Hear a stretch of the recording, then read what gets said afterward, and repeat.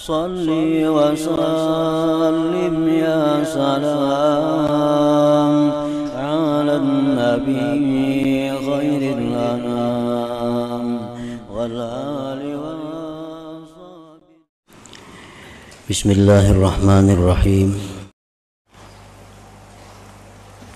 Tanda-tanda ini bukan artinya 100% enggak ada, tapi menjurus, mengarah ke sana. Satu tanda-tandanya kama qala ba'dhum at-tahawun bis shalah, merimihkan sembahyang. Nah, merimihkan sembahyang. Ini kadang-kadang sembahyang, kadang-kadang kada.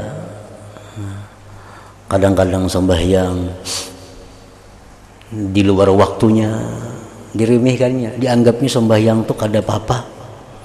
Hendak sembahyang dalam waktu, ini kesibukan pekerjaan. Waktu sembahyang masuk, kayak nagin malam aja dikabur aku lagi aur. Nah itu artinya merimihkan sembahyang. Bila kejadian itu sering kali terjadi pada seseorang, ini tandanya. Ini ada tanda dalam rahim ibu itu, berarti ditulis ini ahli neraka. Tahawun, amun nang kada sembahyang itu sudah nyata, kada ada kisah lagi. Nggak ada sembahyangan lagi orang.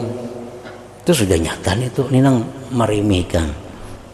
Banu sembahyang, banu kada, banu kesibukan apa sembahyang ditunda, dikalahkan dari kesibukan dunia. Nah kalau itu pekerjaannya macam itu, artinya jadi kebiasaannya seringkali macam itu. Nah ini orang ada tanda apa? Tanda jahat di ujung, tanda jahat di akhir hayat. Yang kedua, ujar sebagian ulama, tandanya itu lagi adalah wasyurbul khamar, minum arak, minum yang membuat utun, yang membuat mabuk, baik itu ubat, baik itu cair, baik itu daun, baik apa. Pokoknya bila minum itu, bila maisap itu, bila menelan itu, akal jadi hilang. Nah orang yang ketujuh ini berarti itu orangnya sudah ada tanda apa? Tanda dalam rahim itu dicatat, ditulis sebagai ahli neraka. Tandanya. Yang ketiga tandanya lagi wa adzal muslimin. Nah artinya adzal muslimin itu apa? Menyakiti orang muslim. Menyakiti orang muslim. Untuk mendapatkan kemenangan, orang Islam disakitinya. Curang. Untuk mendapatkan keuntungan dunia, orang Islam disakitinya. Walaupun ahli ibadah orangnya, penyembahyang orangnya, tapi pekerjaan orang ini menyakiti orang Islam.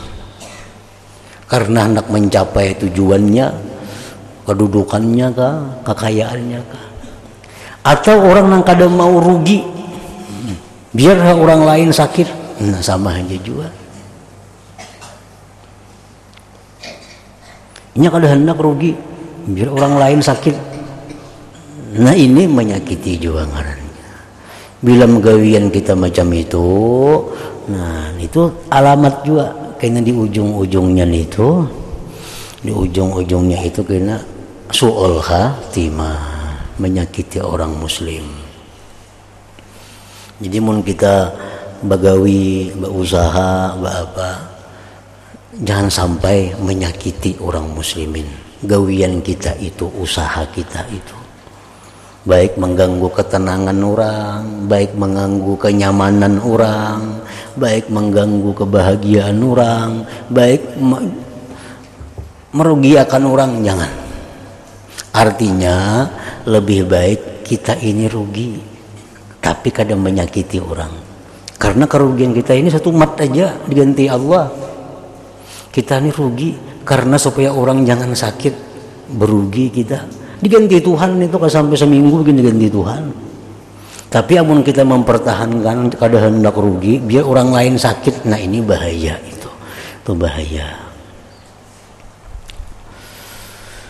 Apalagi tanda-tandanya orang yang dalam rahim ibu dicatat sebagai orang ahli neraka itu wa uququl walidain, durhaka kepada dua ibu bapak atau salah satunya. Durhaka. Kayak apa gara ngaran durhaka lawan ibu bapak itu?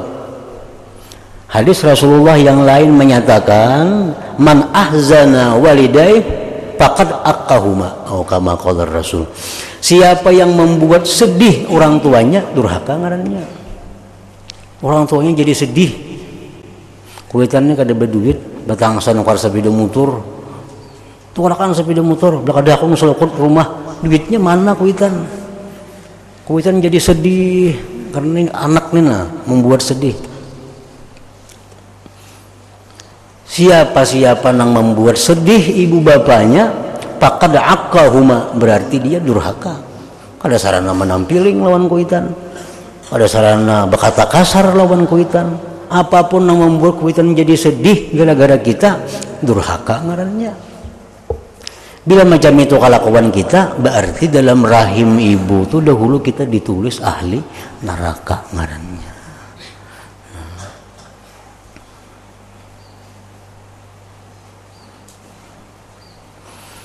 Jadi bila kada minta ridha lawan kuitan, kita selama ini biasa atau rancak membuat kuitan itu berpikir, membuat kuitan itu susah, membuat kuitan itu sedih, minta ridha.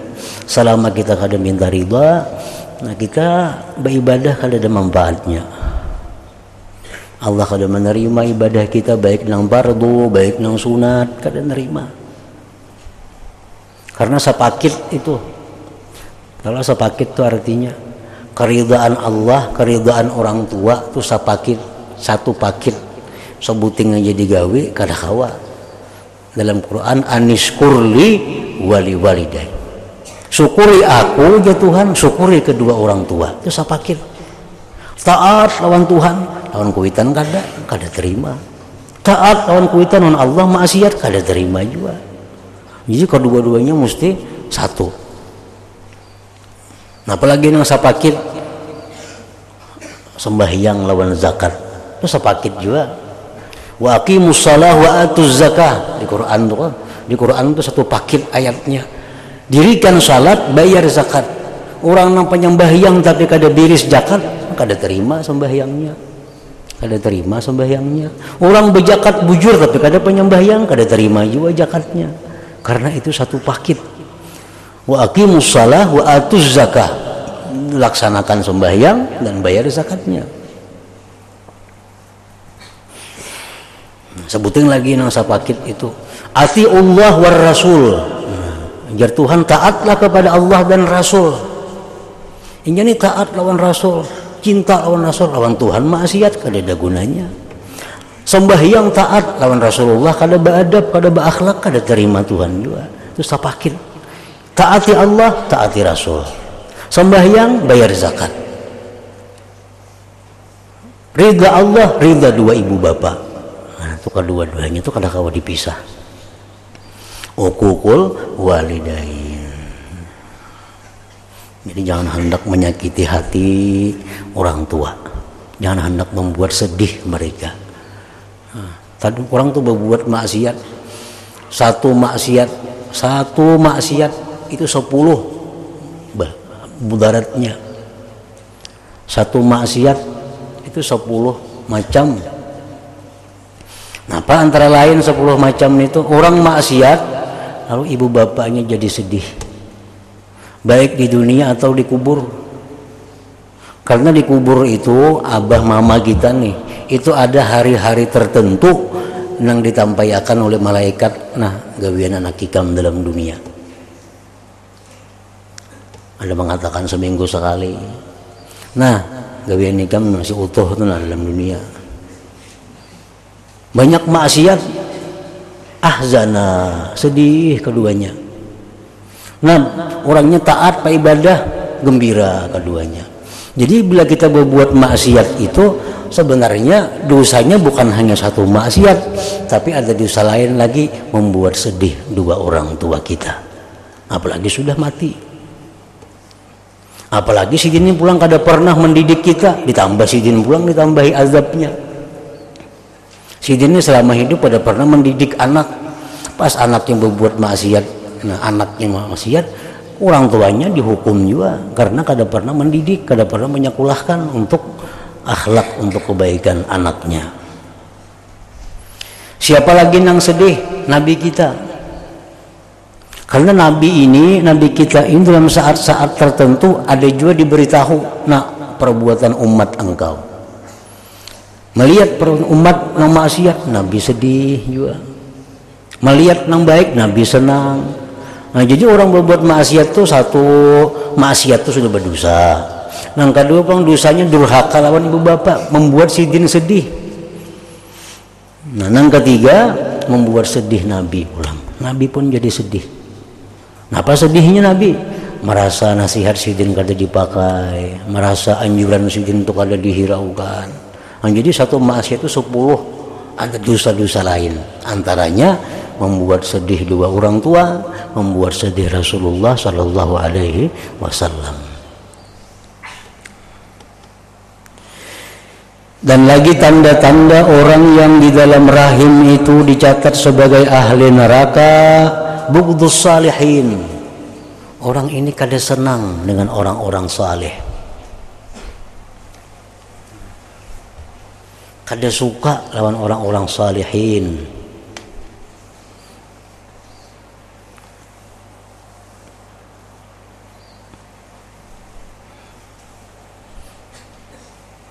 Orang saleh itu mestinya dicintai.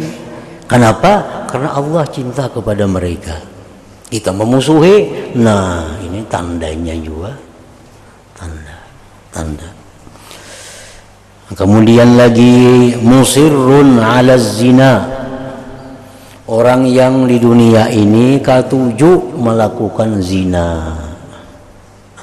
Ketujuh melakukan zina.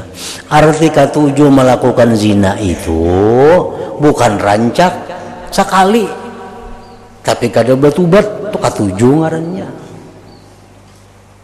Suahib zina dulu 20 tahun telah lalu, tapi sampai sekarang kada pernah disesali.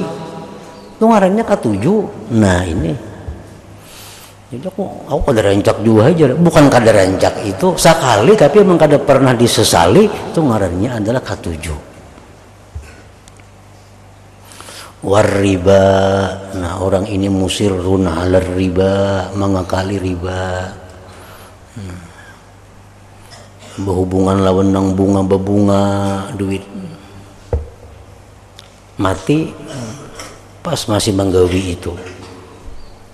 Na'udzubillahi min dzalik. Orang mati duit masih ada hutang di bank, ada pinjam di bank, ada Allah Rabbi musirrun ala riba.